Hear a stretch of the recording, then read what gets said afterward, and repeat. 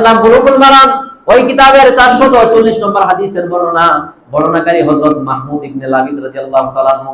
আল মাহমুদ ইবনে লাবিদ রাদিয়াল্লাহু তাআলা আনহু বলেন, রাসূলুল্লাহ সাল্লাল্লাহু আলাইহি ওয়া আলিহি ওয়াসাল্লাম, হযরত মাহমুদ ইবনে লাবিদ রাদিয়াল্লাহু তাআলা আনহু বর্ণনা করেন, আল্লাহর নবী বলেন, ইন্না কাফা আলাইকুমুশ শিরকুল আসগর আল-রিয়া। আমি মুহাম্মদুর রাসূলুল্লাহ দুনিয়া থেকে চলে যাওয়ার পর, আমার ইন্তিকালের পর, আমি চলে যাওয়ার পর সবচাইতে বড় একটা বিষয় নিয়ে আমি উম্মতের জন্য আশঙ্কা করি, বই করি, এটা হলো আশিরকুল আসগর, মানে ছোট শিরক। আল্লাহ নবী আবার ব্যাখ্যা করে বুঝার দিয়া, এটা হলো লোক দেখানো ইবাদত। লোক দেখানো ইবাদত, এর কারণে অনেক মানুষগুলো এরকম ভাবে তার আমলকে বিনষ্ট করে ফেলবে, আমলকে নষ্ট করে ফেলবে। বলে ইন্নী আখাফু মা আখাফু আলাইকুম, আমি তোমাদের জন্য সবচাইতে আশঙ্কা করি, ভয় করি এই ছোট একটা শিরক, যেটা সাধারণ বলে রূপ দেখানো আর রিয়া মানে রূপ দেখানো ইবাদত। আল্লাহ আমাদেরকে রূপ দেখানো ইবাদত থেকে হেফাজত করুন। আল্লাহুম্মা সাল্লি আলা মুহাম্মাদিন ওয়া আলা আলি মুহাম্মাদ কামা সাল্লাইতা আলা ইব্রাহিম ওয়া আলা আলি ইব্রাহিম ইন্নাকা হামিদুম মাজিদ। اللهم بارك على محمد وعلى آل محمد كما باركت على إبراهيم وعلى آل إبراهيم إنك حميد مجيد سبحانك لا علم لنا إلا ما علمتنا إنك أنت العليم الحكيم। আলহামদুলিল্লাহ, সর্বপ্রথম আমরা মহান রব্বুল ইজ্জতের আলিশান দরবারে কালিমাতুশ শুকর আদায় করব যে মহান মালিক আমাকে আপনাকে অতি মায়া করে, দয়া করে, যাচাই বাছাই করে শরীরকে সুস্থ রেখে হায়াতকে আজকের মুহূর্ত পর্যন্ত দীর্ঘায়িত করেন।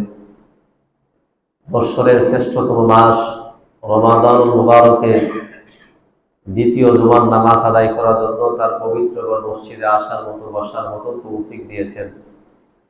এই জন্য রবকে খুশি করার জন্য রবের শিখানো ভাষা অনুযায়ী আমরা সকলেই শুকরিয়ার কালিমা করব, আলহামদুলিল্লাহ।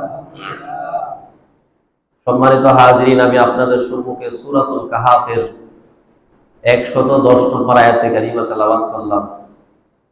এই আয়াত খানাকে সামনে রেখে আজকে আমরা একটা বিষয় নিয়ে আলোচনা করব, সেটা হলো রমাদানুল মুবারকের মধ্যে বর্জনীয় আমরা কি কি কাজ বিশেষ করে বর্জন করব এই সম্পর্কে।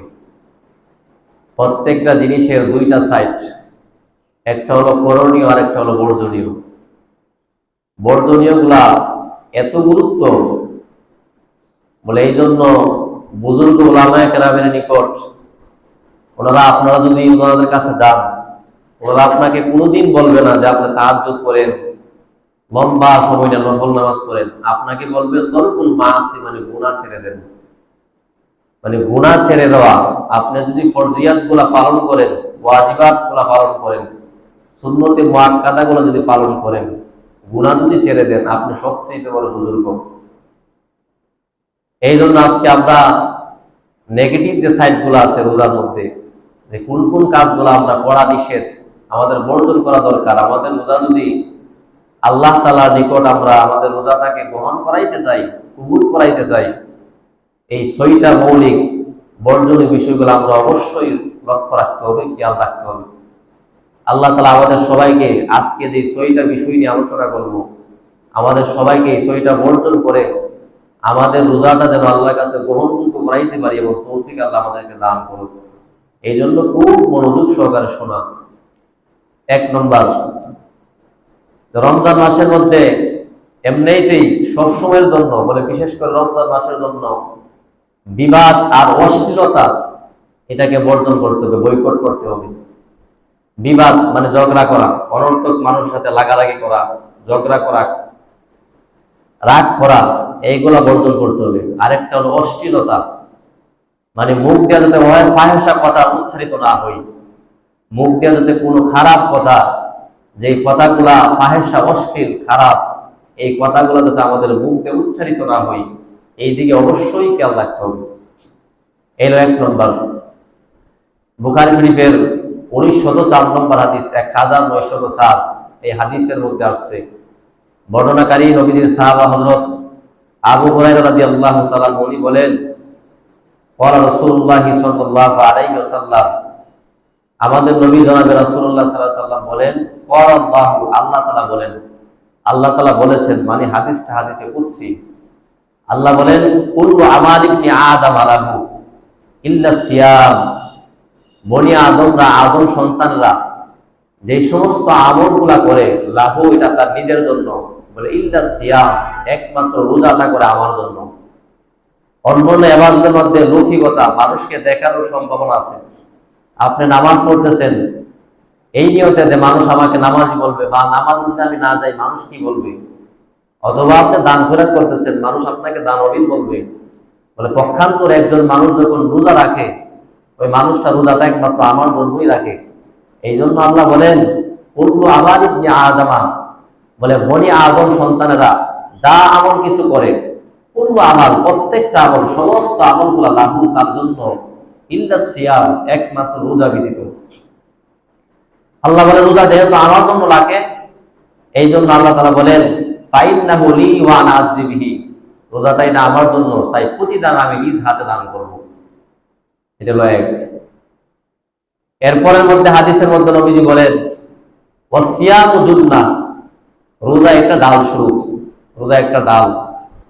অন্য এক হাদিসের মধ্যে আছে, নবীজি বলেন, আসিয়ামু জুন্নাহ, রোজাটা ডাল স্বরূপ, মা লাম ইয়াকরিহা, তোমরা এই রোজাটাকে, ডালকে ছিদ্র করিও না। সাহাবীরা প্রশ্ন করলেন, ইয়া রাসূলুল্লাহ, রোজা নামক ডালটা ছিদ্র হয় কিভাবে? আল্লাহর নবীজি বলেন, দুইটা কারণে। একটা হলো বিকাযিবিন আও গীবা, মিথ্যা কথা বলার মাধ্যমে, অন্যের সমালোচনা করার মাধ্যমে, গীবত করার মাধ্যমে। এই অন্যের সমালোচনা এবং মিথ্যা কথার মাধ্যমে রোজা নামক ডালটা ছিদ্র হয়ে যায়। আমরা দেখতে পাই, যদি কোনো পুলিশের কাছে একটা ডাল থাকে, যা দ্বারা সে তার প্রতিপক্ষ, শত্রুর আক্রমণকে সে প্রতিহত করে, ওই ডালটা যদি ছিদ্র হয়ে যায়, সে ফেলে দেয়। ঠিক তেমনি ভাবে নবীজি বুঝাইতে চায়, আসিয়ামুল্লাহ, রোজাটা এটা একটা ডাল স্বরূপ। যতক্ষণ পর্যন্ত তোমার ডালটা ঠিক থাকবে, তুমি যদি মিথ্যা না বলো, অন্যের সমালোচনা গীবত না করো, যদি করো তাহলে তোমার এই ডালটা ছিদ্র হয়ে যাবে। পুলিশ যেরকম ভাবে তার ডালটা ফেলে দেয়, ঠিক তেমনি ভাবে আল্লাহ তাআলাও তোমার এই রোজা নামক ডালটাকে ফেলে দিবে। এটা আল্লাহর কাছে কোনো গুরুত্ব নাই। এই জন্য খুব সতর্ক। আমরা অনেকে মনে করি শুধুমাত্র খাওয়া এবং পানীয় থেকে বিরত থাকার নাম রোজা। এটা বিরত রাখার পরে গীবত, শিকায়াত, পরনিন্দা, সমালোচনা, ফাহেসা কথা যা কিছু আছে এদিক সবগুলার মাত্রা অতিরিক্ত হয়ে যায় অন্য সময় থেকে। আর অবসর তো রোজা রাখছে, অবসর সময় পার করবে কিভাবে? অন্যের সমালোচনা করো, অন্যের গীবত করো, বা টিভির দিকে গিয়ে তাকায়া থাকো আসরের পরে বিকালবেলা, মানে খুব সময় খুব যাইব এটা করলে। বলে আল্লাহ নবী জীবন আসিয়ামু জুন্নাহ, রোজাটা এটা ডাল স্বরূপ। আল্লাহ নবী বলেন, ইযা কানা ইয়াউমু সাওমি আহাদিকুম, তোমাদের মধ্যে কেউ যখন রমজান মাসের কোন একটা দিন রোজা রাখলো, ফালা ইয়ারফুস ওয়ালা ইয়াসফাক, সে অশ্লীল কথা বলে নাই এবং সেরকম ভাবে ফায়সা কথা বলে নাই, বিবাদ করে নাই, ঝগড়া বিবাদ করে নাই। একজন মানুষ রোজা রাখলো, রাখার পর ফালা ইয়ারফুস ওয়ালা ইয়াসফাক, সে বিবাদ করে নাই, অশ্লীল কথা উচ্চারণ, মুখ দিয়ে উচ্চারিত করে নাই। ওই মানুষটা যখন রোজা রাখলো, ওই দুইটা কাজ করে নাই, একটা বিবাদ করে নাই, আরেকটা হলো অশ্লীলতা উচ্চারিত করে নাই।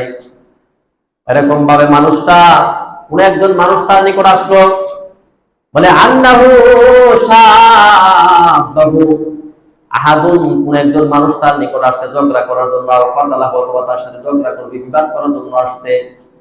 আল্লাহ নবী শিখায়া দেন, নবীজি বলেন, ওই মানুষটা তখন বলবে, আমি বললাম রোজাদার। একজন মানুষ যখন, আপনি রোজা রাখলেন, রাখার পর আপনার সাথে ঝগড়া করার জন্য আসছে, বিবাদ করার জন্য আসছে, আপনার সাথে এমনি ঝগড়া করার জন্য আসছে, আপনি বলবেন আমি হলাম রোজাদার, আরেক বর্ণনায় বুখারীর এক বর্ণনায় আসছে নবী বলেন ইন্নী সাইমুন মাররাতাইন, ওই রোজাদার দুইবার বলবে আমি হলাম রোজাদার, আমি হলাম রোজাদার। বলে তোমার সাথে ঝগড়া করার মতো সময় আমার নাই, ইন্নী সাইম, আমি হলাম রোজাদার। নবীজিটা আমাদেরকে শিখাই দিলেন, একজন আপনার কাছে ঝগড়া করতে আসছে, বলে একজন রোজাদার, সে তো ঝগড়া করতে পারে না, তো রোজাদার জবাব দিয়ে দিবে বলে ইন্নী সাইমুন, আমি হলাম রোজাদার। বুখারীর অপর বর্ণনায় আসছে যে ইন্নী সাইমুন মাররাতাইন, সে দুইবার বলবে আমি রোজাদার, আমি রোজাদার। দুইবার কেন বলবে? বলে একবার বললে সে নাও শুনতে পারে, বলে দুইবার বলবে এটা বোঝানোর জন্য যে আমি রোজাদার, আমি তোমার সাথে ঝগড়া করতে রাজি না। নবীজি এটা আমাকে আপনাকে শিখাই দিলেন।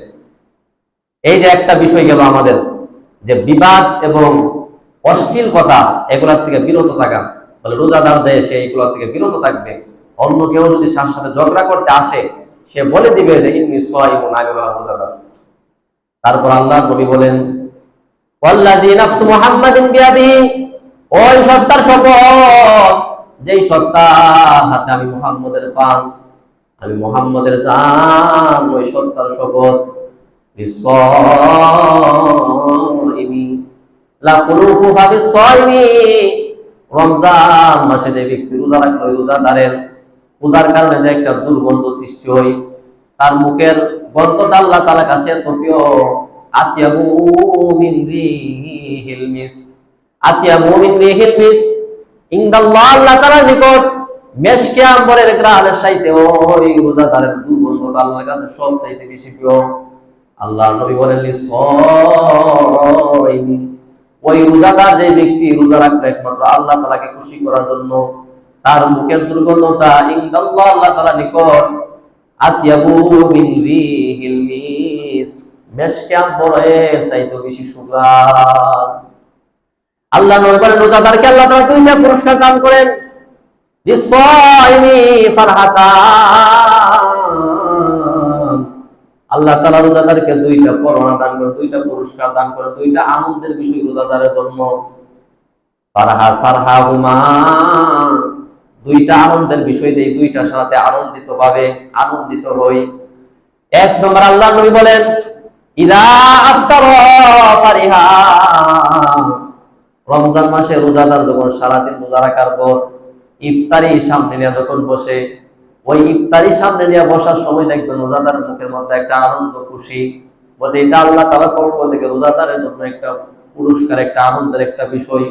দুই নম্বর নবীজি বলেন ইদা লাকি রাব্বাহু ফারিহা বিসাওমিহি, কিয়ামতের দিন আল্লাহ তাআলা একটা রোজা পালন করার জন্য যে প্রতিদান দিবেন, যে সওয়াব দান করবেন, ওই সওয়াব পাওয়ার পর বিশাল পাহাড় পরিমাণ সওয়াব পাওয়ার পর বান্দা এত আনন্দিত হবে যেটা বলে বোঝার মতো ভাষা নাই। বান্দা এত আনন্দিত হবে বলে যখন আল্লাহর সাথে সাক্ষাৎ করবে, বলে রোজাদারের জন্য দুইটা আনন্দের খুশির সংবাদ, ফারহাহুমা, যে দুইটা বিষয়ে রোজাদার আনন্দিত হই। একটা হলো ইফতারের আগ মুহূর্তে ইফতার যখন করে ওই সময়, আরেকটা হলো যখন সে তার রবের সাথে সাক্ষাৎ করবে, তখন সে পুরস্কার যখন আল্লাহ দিবে। আল্লাহ তো বলছে যে ইন্নাহু সাইমুন, রোজাটা আমার জন্য, বলে ফাইন্নাহু লি ওয়া আনা আযবিহি, রোজা বান্দা আমার জন্য রাখে, প্রতিদান আমি দিব। আল্লাহ যখন নিজে হাতে দিবেন, আল্লাহ তো মহান, প্রতিদান দিবেন অনেক বেশি। ওই প্রতিদান পাওয়ার পর বান্দাটা ফারিহা বিসাওমিহি, রোজার প্রতিদান পাওয়ার পর বান্দাটা অত্যন্ত আনন্দিত হয়ে যাবে।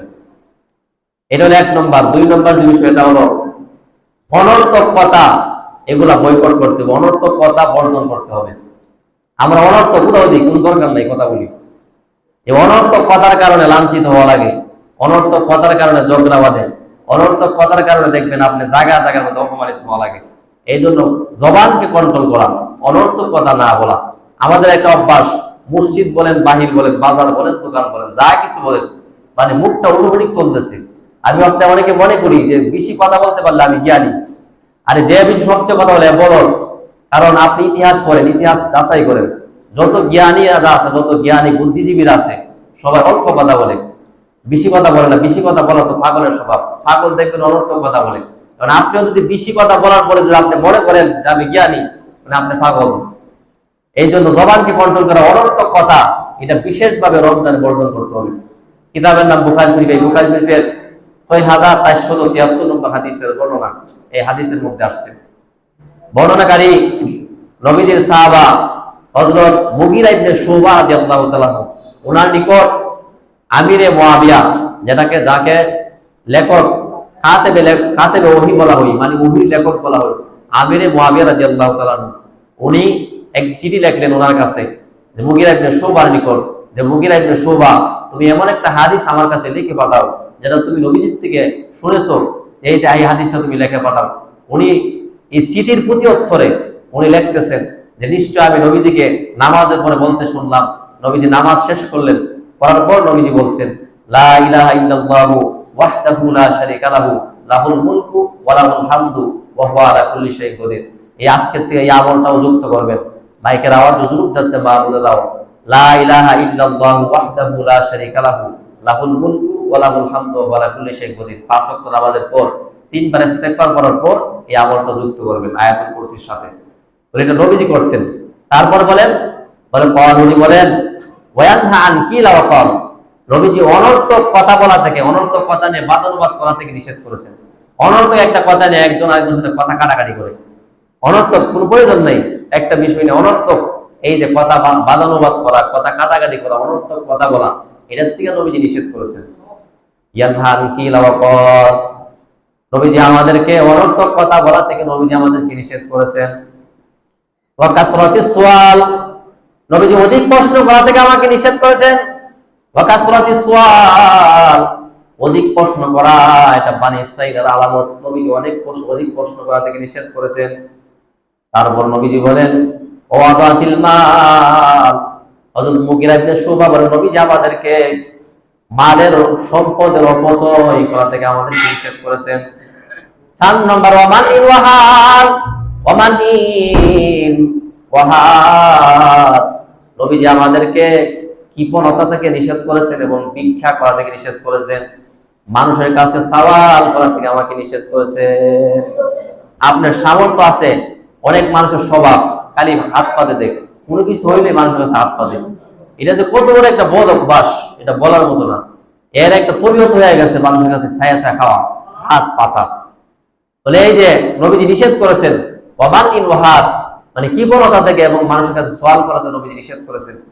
৪ নম্বর এটা গেল। ৫ নম্বর বলে ওকুকিল উম্মাহাত, মাতা পিতার অবাধ্য করা থেকে নবীজি নিষেধ করেছেন।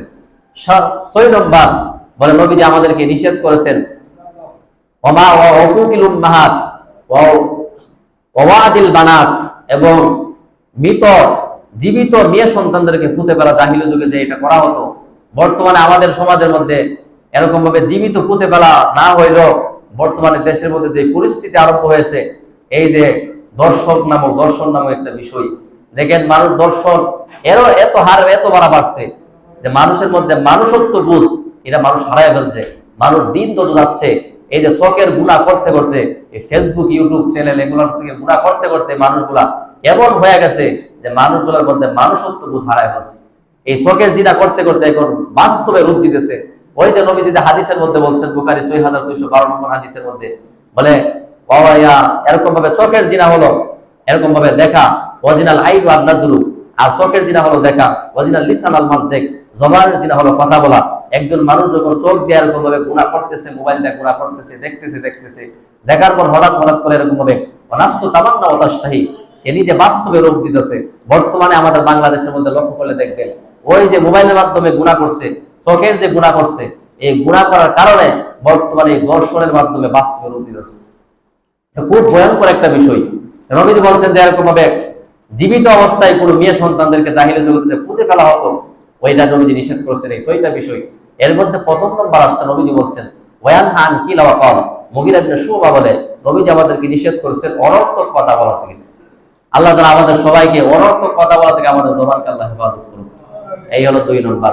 ৩ নম্বর মিথ্যা কথা বলা, এগুলা থেকে আল্লাহ আমাদের জবানকে হেফাজত করুন।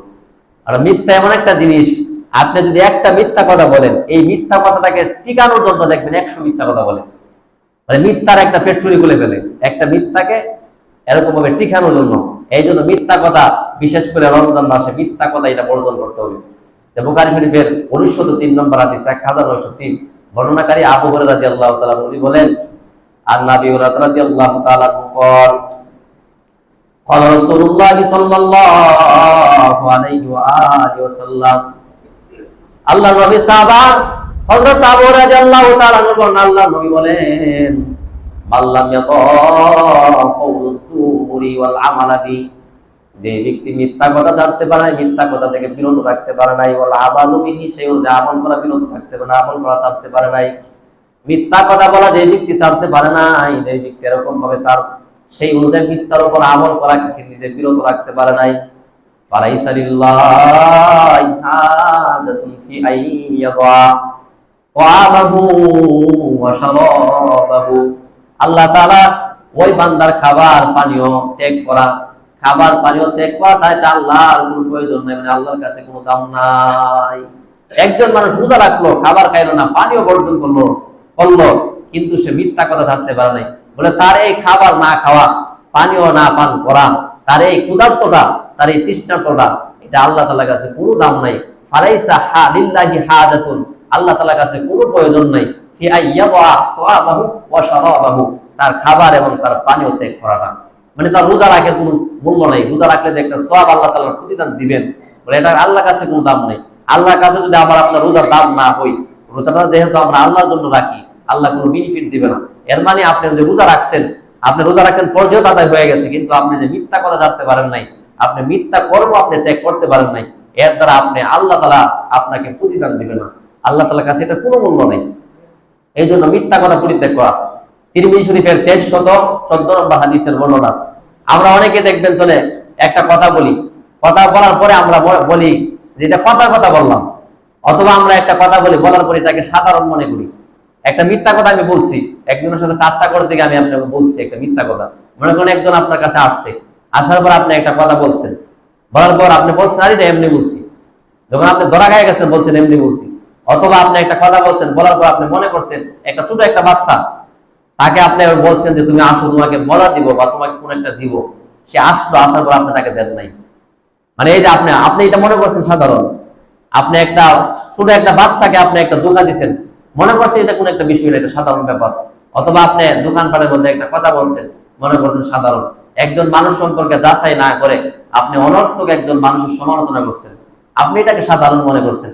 এই সাধারণ মনে করে যে ব্যক্তি একটা গুনাহ বলবে, একটা মিথ্যা কথা বলবে, নবীজি হাদিসের মধ্যে বলেন, আবু হুরায়রার বর্ণনা, নবীজি বলেন ইন্না রাজুলা লা ইয়াতাকাল্লামু বিল কালিমা লা ইয়ারা বিহা বাসা ইয়াহবি বিহা 70 খরিফান ফিন নার, নিশ্চয় মানুষগুলা অনেক কথা বলে, যে কথাগুলাকে নিজে কিছু মনে করে না, মনে করে এমনি কথাটা বললাম, মুখ দিয়ে আসছে বলে ফেলছি, স্বাভাবিক, বলে কিছু হবে না, মানে একটা গুনার জন্য ইয়াহবি বিহা 70 খরিফান ফিন নার, 70 বছর আল্লাহ তাআলা তাকে জাহান্নামে নিক্ষেপ করবেন, জাহান্নামের আগুন দিয়ে আপনাকে জ্বালাইবেন 70 বছর একটা মিথ্যা কথা বলার কারণে। কোন মিথ্যা কথাটা? যেটাকে আপনি সাধারণ মনে করছেন, যেটাকে আপনি ব্যাপার না এটা মনে করছেন, এটা হতে পারে স্বাভাবিক, এরকম। এর 3 নম্বর মিথ্যা কথা বর্জন করা। আল্লাহ তাআলা আমাদের সবাইকে এই রমজানে বর্জনীয় বিষয়গুলোর মধ্যে 3 নম্বর মিথ্যা কথা আল্লাহ বর্জন করার তৌফিক দান করুন। 4 নম্বর গীবত বর্জন করা। মাশাআল্লাহ এটা খুব চলে, এটার মার্কেট খুব ভালো ইনশাআল্লাহ, মাশাআল্লাহ অনেক ভালো এটার মার্কেট। রমজান মাস আসলে এটার মার্কেট খুব ভালো, কারণ অনর্থক তো কাজ নাই, দোকানে বসছে একজনের গীবত করতেছে। বলে গীবত কাকে বলে? মুসলিম শরীফের 6487 নম্বর হাদিস, বর্ণনাকারী আবু হুরায়রা রাদিয়াল্লাহু তাআলা উনি বলেন, নবীজি একজন সাহাবীদেরকে সম্বোধন করে বললেন, আতাদরুনা ওয়াল গীবা, হে সাহাবীরা তোমরা কি জানো গীবত কাকে বলে? সাহাবীদের একটা তবিয়ত, জানলেও বলতেন না, নবীজির থেকেই শুনতেন। সাহাবী বললেন, আল্লাহু ওয়া রাসূলুহু আলাম, আল্লাহ এবং তার রাসূলই ভালো জানেন। নবীজি যখন দেখলেন সাহাবীরা বলবে না, নবীজি নিজের থেকে জবাব দিলেন, বলে যিকরুকা আকাকা বিমা ইয়াকরা, তোমার ভাই সম্পর্কে অমুক কথাটা বলা তার অগোচরে, যেটা শুনলে সে কষ্ট পাবে, ওইটাকে গীবত বলে। তাই তার মধ্যে এটা থাকুক বা না থাকুক, একজন ভাই, আপনার একজন মুসলমান ভাই সম্পর্কে অগোচরে আপনি এমন একটা কথা বললেন যে কথাটা তার সামনে বললে সে কষ্ট হবে, এটাকে গীবত বলে। সাহাবী আবার প্রশ্ন করলেন, কিরা? সাহাবীদের পক্ষ থেকে প্রশ্ন করা হলো, আফারাইতা ইন কানা ফি আখি মাকুল, আমার ভাই সম্পর্কে যা কিছু বললাম যে আমার ভাইয়ের মধ্যে থাকে তাহলে কি হবে? কল, নবীজি বললেন, ইন কানা ফিহি মা তাকুল, যদি তোমার ভাইয়ের মধ্যে সেটা থাকে ফাফাদিক তাবতা, তাহলে এটাকে গীবত বলে। ওয়া ইল্লাম ইয়াকুন ফিহি ফাফাদ বাহাত্তা, আর তোমার ভাইয়ের মধ্যে যদি না থাকে এটাকে অপবাদ বলে। গীবত অপবাদ, অপবাদ গীবত থেকে মারাত্মক। বলে আমি আপনি রমজান মাসের মধ্যে একজনের গীবত করলাম, একজনের ওই আলোচনাটা করলাম, যিকরুকা আকাকা বিমা ইয়াকরা, যেটা শুনলে আমার ভাই কষ্ট পাবে এটাকে গীবত বলে। সেটার মধ্যে থাকলেও বলা যাবে না, না থাকলে তো বলতে পারবেনই না। বলে একটা মানুষের মধ্যে একটা দোষ থাকলো এটা তাকে বলা যাবে না। তাকে যদি আপনি সংশোধন করাইতে চান, এক্সট্রা করাইতে চান, তাকে আপনি পার্সোনাল ভাবে ব্যক্তিগতভাবে বলতে পারেন। কিন্তু আমরা মাশাআল্লাহ বুঝি আর না বুঝি, দোষ আর গুণ সমাজের মধ্যে এটা সমালোচনা। আমার মসজিদ মুআফিক হইছে বাস, আমার বুঝে ধরে নাই, আমার কিয়াস ধরে নাই, বুঝে ধরে নাই, একটা কথা একটা বিষয় একজন মানুষের দেখলাম, এটা সঠিক না বেঠিক এটা দেখার বিষয় না, বাস আমি আপনার সমালোচনা আরম্ভ করে দিচ্ছি। আরো বাড়ায়া যা দেখছেন এর থেকে আরো 2 ডাবল বাড়ায়া এই দাবারের মতো লম্বা করে তারপর আপনার মানুষের সামনে বলবেন, এটা হলো গীবত। তাহলে একটা দৃষ্টান্ত। 2 নম্বর দৃষ্টান্ত তিরমিজি শরীফের 2616 নম্বর হাদিস। বর্ণনাকারী হযরত মুআয ইবনে জাবাল রাদিয়াল্লাহু তাআলা আনহু। নবীজি হযরত মুআযকে লম্বা করে একটা আলোচনা করছেন, হাদিসটা অনেক লম্বা। বলে মুআযকে নবীজি বলছেন, মুআয নামাজ পড়ো, যাকাত, হজ, রোজা সবগুলো সম্পর্কে মুআযকে নবীজি ওসিয়ত করছেন। ইসলাম, মুসলমানিত্ব কাকে বলে সবগুলো বলছেন। বলার পর মুআযকে নবীজি বলতেছেন, মুআয আলা উখবিরুকা বিমালাকি যালিকা কুল্লা, এ মুআয আমি তোমাকে এতক্ষণ পর্যন্ত যে লম্বা সূরা আলোচনাগুলো করলাম, যে লম্বা সূরা বয়ান করলাম, এর সার নির্যাস এই সবগুলাকে তুমি সংরক্ষণ করে রাখতে পারবা, তুমি হেফাজতে রাখতে পারবা, কি করলে এটা কি তোমাকে বলবো? কুলতু বালা ইয়া নবী আল্লাহ। মুআয ইবনে জাবাল বলেন, বালা হা, এ আল্লাহর রাসূল আপনি আমাকে বলেন। এইটা শোনার পর মুআয ইবনে জাবাল নবীজি বললেন, ফাকাদা বিলিসানি, নবীজি ওনার হাত দিয়ে এরকম করে তার জিহ্বাটাকে ধরছেন, ধরে বলছেন, কুফা আলাইকা হাদা, এ মুআয এটাকে তুমি নিয়ন্ত্রণ করো, মানে জবানটাকে তুমি নিয়ন্ত্রণ করো। এটা শোনার পর মুআয ইবনে জাবাল আশ্চর্য হয়ে গেছেন। কুলতু ইয়া রাসূলুল্লাহ, তিনি নবীজিকে বললেন, হে আল্লাহর রাসূল, বলে ওয়া ইন্নাল্লাহ মুআখাযুনা বিমা নাতাকাল্লামু বি, মানুষ কি কথার কারণে পাকড়াও হবে? কিয়ামতের দিন আল্লাহ কি কথার কারণে পাকড়াও করবেন? পর নবীজি বললেন, ওয়াহাল ইয়াকুবুন নাসা ফিন নারি আলা উজুহিহিম আও আলা মানাকিরিহিম ইল্লা হাসাইদ ওয়াল সিনাতিহিম, বলে মানুষকে, অধিকাংশ মানুষকে আল্লাহ তাআলা জবানের কারণে, এই কথার কারণে, এই জিহ্বার কারণে, অযথা কথা বলার কারণে, গীবত শিকায়তের কারণে, মিথ্যা বলার কারণে তার পা দুইটাকে উপরের দিকে দিয়া, মাথাটাকে নিচের দিকে দিয়া অর্ধমুখী করে আল্লাহ তাআলা জাহান্নামে নিক্ষেপ করবে। বিশেষ করে অনেক মানুষকে আল্লাহ তাআলা এই জবানের কারণে জাহান্নামে নিক্ষেপ করবে। এই জন্য জবানকে কন্ট্রোল করা। 3 নম্বর দৃষ্টান্ত তিরমিজি শরীফের 2406 নম্বর হাদিসের বর্ণনা। হযরত উকবা ইবনে আমির রাদিয়াল্লাহু তাআলা উনি বলেন, কুলতু ইয়া রাসূলুল্লাহ, উনি বলেন আমি আল্লাহর রাসূলকে বললাম, হে আল্লাহর রাসূল, মান নাজা,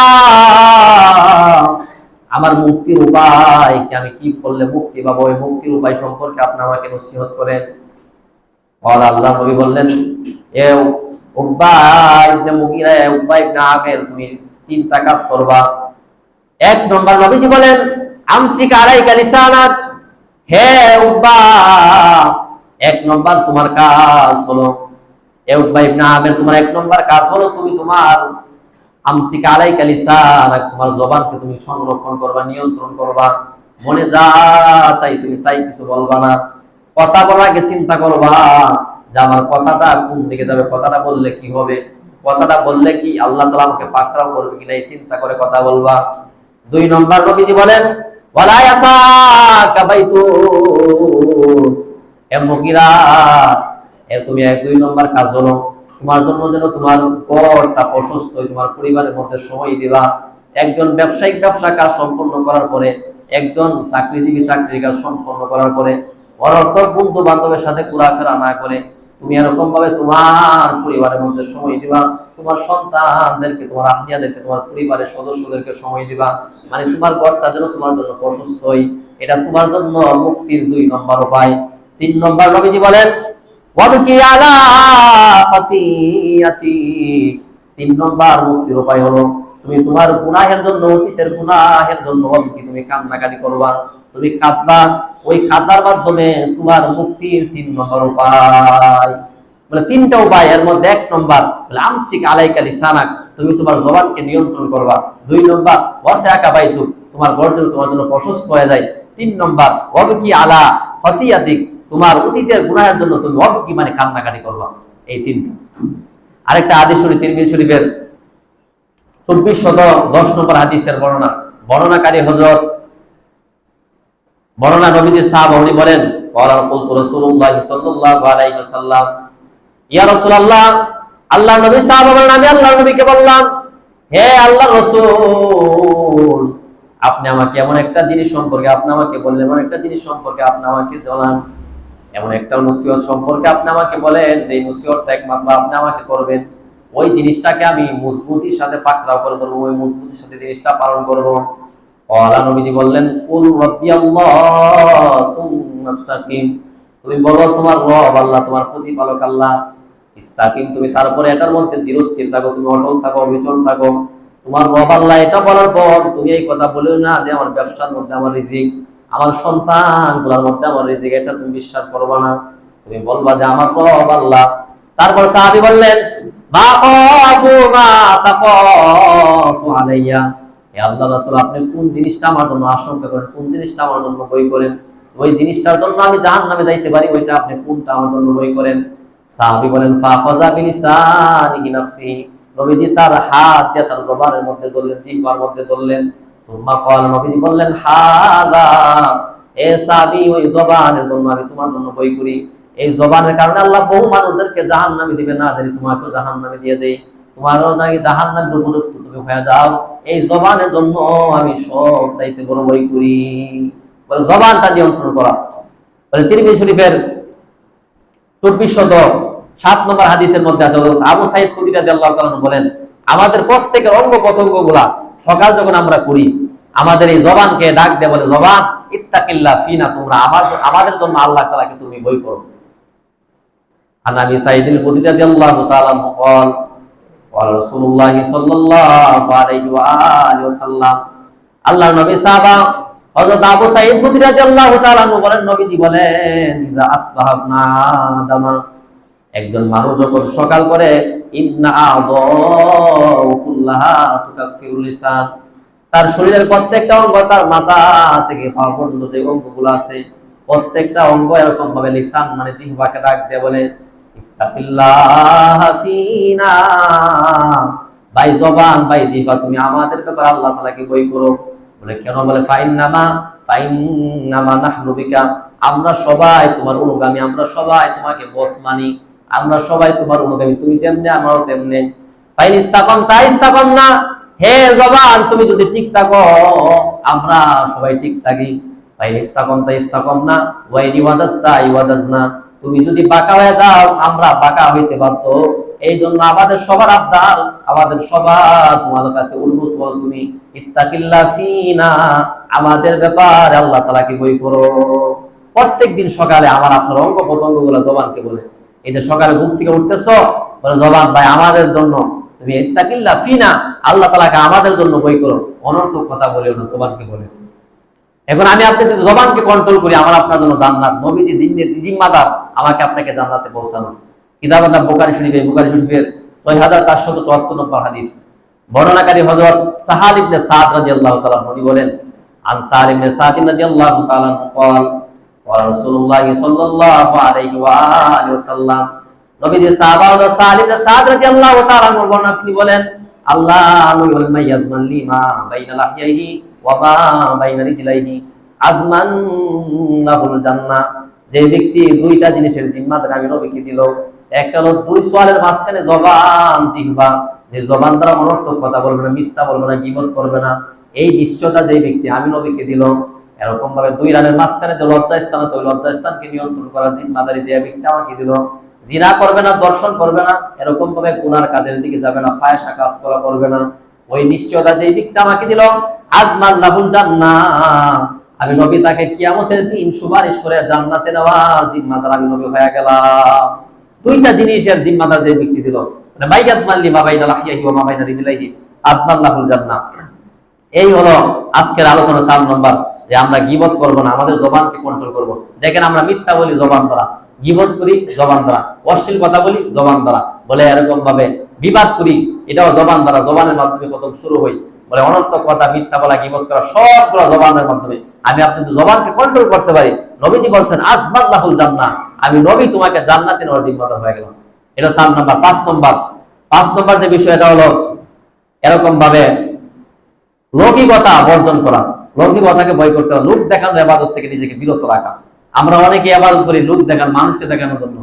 বলে লোক দেখানো রিয়া, রিয়া শব্দটা রুইয়াতুন থেকে, অর্থ হলো মানুষকে দেখানো বা মানুষকে শোনানোর জন্য কোনো কাজ করা বা আমল করা। বলে এই রিয়াটা এটা একটা শিরকের প্রকার। সূরাতুল কাহফের 110 নম্বর আয়াত, যেটা আমি তেলাওয়াত করলাম, আল্লাহ তাআলা আয়াতের মধ্যে বলেন, ফামান কানা ইয়ারজু লিকাআ রাব্বিহি ফালইআমাল আমালান সালিহান ওয়ালা ইউশরিক বিইবাদাতি রাব্বিহি আহাদা। ফামান কানা ইয়ারজু লিকাআ রাব্বিহি, যে ব্যক্তি আশা করে, কামনা করে যে তার রবের সাথে সাক্ষাৎ করবে, ফালইআমাল আমালান সালিহা, সে যেন নেক কাজ করে, ভালো কাজ করে। বলে ভালো কাজ করে, ফামান আমালা সালিহা ওয়ালা ইউশরিক বিইবাদাতি রাব্বিহি আহাদা, ওই ইবাদতের মধ্যে অন্য কাউকে যেন শরীক না করে, অংশীদার সাব্যস্ত না করে। মুফাসসির হযরত তাফসীর ইবনে কাসিরের মধ্যে আল্লামা মুহাম্মদ ইবনে কাসির লেখেন, বলে আর শিরক তারা এখানে আর রিয়া উদ্দেশ্য, মানে নূর দেখানো ইবাদত উদ্দেশ্য। একটা কিতাব আছে, কিতাবের নাম বুলুগুল মারাম, ওই কিতাবের 440 নম্বর হাদিসের বর্ণনাকারী হযরত মাহমুদ ইবনে লাবিদ রাদিয়াল্লাহু তাআলা আনহু। আল মাহমুদ ইবনে লাবিদ রাদিয়াল্লাহু তাআলা আনহু বলেন, قال رسول الله صلى الله عليه واله وسلم, হযরত মাহমুদ ইবনে লাবিদ রাদিয়াল্লাহু তাআলা আনহু বর্ণনা করেন, আল্লাহর নবী বলেন, ইন্না কাফা মাকাফু আলাইকুমুশ শিরকুল আসগর আলিয়া, আমি মুহাম্মদুর রাসূলুল্লাহ দুনিয়া থেকে চলে যাওয়ার পর, আমার ইন্তিকালের পর, আমি চলে যাওয়ার পর সবচাইতে বড় একটা বিষয় নিয়ে আমি উম্মতের জন্য আশঙ্কা করি, বই করি, এটা হলো আশিরকুল আসগর, মানে ছোট শিরক। আল্লাহ নবী আবার ব্যাখ্যা করে বুঝার দিয়া, এটা হলো রূপ দেখানো ইবাদত। রূপ দেখানো ইবাদত, এর কারণে অনেক মানুষগুলা এরকম ভাবে তার আমলকে বিনষ্ট করে ফেলবে, আমলকে নষ্ট করে ফেলবে। বলে ইন্নী আখাফু মা আখাফু আলাইকুম, আমি তোমাদের জন্য সবচাইতে আশঙ্কা করি, ভয় করি এই ছোট একটা শিরক, যেটা সাধারণ, বলে রূপ দেখানো আর রিয়া মানে রূপ দেখানো ইবাদত। আল্লাহ আমাদেরকে রূপ দেখানো ইবাদত থেকে হেফাজত করুন। এলো 5 নম্বর। 6 নম্বর এটাই শেষ। 6 নম্বর যে বিষয়টা হলো, যেরকম ভাবে আমরা ইসরাফ, অপচয় না করা, অপব্যয় না করা। রমজান মাস আসলে আমরা অনেকে মনে করি যে রমজান আসছে, যা পাও টাকা কোনো হিসাব নাই। এটা কই পাইছে আমি আমার বুঝে বেরো না, এটা পাইছেন কই? এটা তো কোনো হাদিসও নাই, কোনো কিতাবেও নাই, কোনো একটা সাধারণ একটা কিতাবের মধ্যে এটা লেখা নাই যে রমজান আসছে বাস তুমি যা মন চা তা খাও, মানে কোনো হিসাব নাই। আস্তাগফিরুল্লাহ, এটা কেমনে? অথচ দেখেন কোরআন শরীফের মধ্যে যে শব্দগুলা ইসরাফ সম্পর্কে, অপব্যয়, অপচয় সম্পর্কে ব্যবহার হয়েছে, এর মধ্যে মৌলিকভাবে দুইটা শব্দ। একটা হলো আল্লাহ বলছেন ওয়ালা তুসরিফু ওয়ালা তুবাদদিরু। ওয়ালা তুসরিফু অর্থ অপচয় করিও না, ওয়ালা তুবাদদিরু এটার অর্থ অপচয় করিও না। বলে এই দুইটার মধ্যে পার্থক্য কি? বলে পার্থক্য হলো ওয়ালা তুসরিফু এটা বৈধ জিনিসের ক্ষেত্রে আল্লাহ যেমন আল্লাহ তাআলা বলছেন কুলু ওয়াশরাবু ওয়ালা তুসরিফু, খাও পান করো, অপচয় করিও না। ওয়ালা তুবাদদিরু এটা অবৈধ জিনিসের ক্ষেত্রে। বলে অবৈধ জিনিসের ক্ষেত্রে বলে অল্প হোক বেশি হোক বা বরাবর হোক, যা কিছু আপনি ব্যয় করবেন, একটা অপচয়, একটা অবৈধ কাজের মধ্যে আপনি অল্প টাকা যদি ব্যয় করেন, এটাও ইসরাফের অন্তর্ভুক্ত। এই জন্য আল্লাহ বলছেন ওয়ালা তুবাদদিরু, তোমরা অপচয় করো না। তাবযির শব্দ হলো অপচয় করা। ওয়ালা তুসরিফু এটা বৈধর ক্ষেত্রে, মানে বৈধতা প্রয়োজন অনুপাতে আপনি ব্যয় করতে পারবেন। খাবার আল্লাহ খাইতে বলছেন, হালাল গুলো আপনি খাইবেন, ভক্ষণ করবেন। বলে প্রয়োজন অনুপাতে যতটুকু দরকার, ওয়ালা তুসরিফু অপচয় করা যাবে না। রমজান মাস আসলে আমাদের অপচয়ের মাত্রা খুব বেড়ে যায়। আমরা মনে করি রমজানের কোনো হিসাব নাই, যেমনে করে এমনি খাও, উরুম দুরুম। বলে এরকম না, বলে এরকম আমরা অনেকেই গলা পর্যন্ত খাই। ইফতারের সময় মানে গলা পর্যন্ত আমরা খাই ইফতারের সময়। যেখানে আমাদের মসজিদে কিন্তু ইফতারের 15 মিনিট পরে জামাত অনুষ্ঠিত হয়। মানে একটা মানুষ যদি 15 মিনিট ইফতার করে যথেষ্ট। এই যে আমাদের জামাতে না ছুটে যায় ফজরের পরে 10 মিনিট পরে, আমরা অনেকের মধ্যে অস্থিরতা আরম্ভ হয়ে যায় যে 10 মিনিট অনেক সময় আসে নাকি লেগে। আর একজন মানুষে অনেকে আছে সাহারে অনেক দেরিতে খায়, দেরিতে খাওয়ার পরে সে যাতে বাড়ি থেকে উযু করে আসার পরে যাতে 2 রাকাত নামাজ সুন্নত পড়তে পারে, এই তুমি সুযোগ তো তাকে দেওয়া দরকার।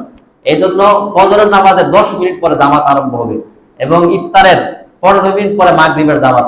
আমরা আবার অনেকে মনে করি যে মাগরিবের নামাজ এত দেরিতে সময় থাকে না। না, আপনি জানেনই না, মোবাইলে দেখবেন অ্যাপসের মধ্যে, বা মাগরিবের সময় কিন্তু 15-20 মিনিট না। আমরা অনেকে মনে করি 15-20 মিনিট, মোটামুটি 1 ঘন্টার কাছাকাছি মাগরিবের সময়, রক্তের সময়। উত্তম হলো শুরু রক্তে পড়া। ইমাম আবু হানিফা রাহমাতুল্লাহ মাসলাক অনুযায়ী মানে শুরুতে পড়া এটা মুস্তাহাব। এই রমজানকে কেন্দ্র করে, রমজানকে উপেক্ষা করে এই যে দেরিতে পড়া হয়, এটা এরকম ভাবে এরকম না যে নামাজ হবে না দেরিতে পড়লে, এরকম না। এই জন্য এইদিকে খেয়াল রাখা, অস্থিরতা না করা। আমরা অনেকে দেখবেন তো একটু বসলে আমাদের মধ্যে অস্থিরতা কাজ করে। আপনি নিজেরটা দেখেন, আরেকজনটা দেখেন না তো। আপনি একদিন এরকম হইতো যে আপনি সিঁড়ি ঠিক মতো করতে পারেন নাই, দেখলে নিলে আপনাদের কি অবস্থা। আপনি বললেন তাড়াতাড়ি নামাজ পড়ে গেছে, আপনার মধ্যে এই কাজটা করলো। এই জন্য এই তাড়াহুড়া অস্থিরতা আমাদের মধ্যে কাজ না করে। আর মসজিদের মধ্যে এরকম বেশি আওয়াজে কথা বলবেন না, এটা নিষেধ। মসজিদের মাহরামের খেলাফ, হুরমতের খেলাফ, এটা মসজিদ, এটা ইবাদতের জায়গা, এটা খাওয়া যায়ও না। আমরা অনেকে মনে করি যে মসজিদ মানে খাওয়ার জায়গা, মসজিদে আসছে খাইবে, পান করবে, আড্ডা দিবে, গল্প করবে, বাস, এটা মসজিদ।